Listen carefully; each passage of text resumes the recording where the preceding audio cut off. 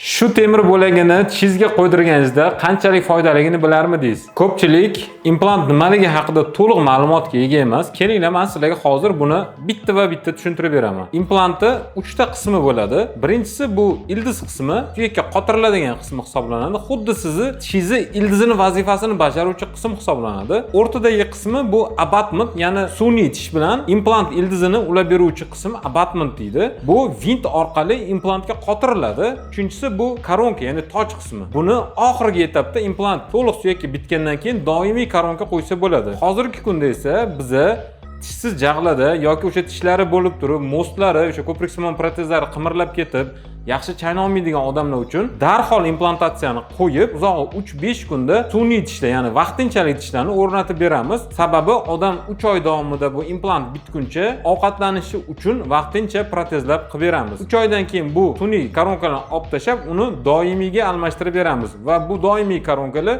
insonga o'rtacha 7-10 yil xizmat qiladi. Agar siz anchadan beri implant qo'ydirish haqida o'ylab yurgan bo'lsangiz, biz sizga yordam berishga tayyormiz. Uning uchun siz quyidagi raqamlar bilan bog'lansangiz bo'ladi.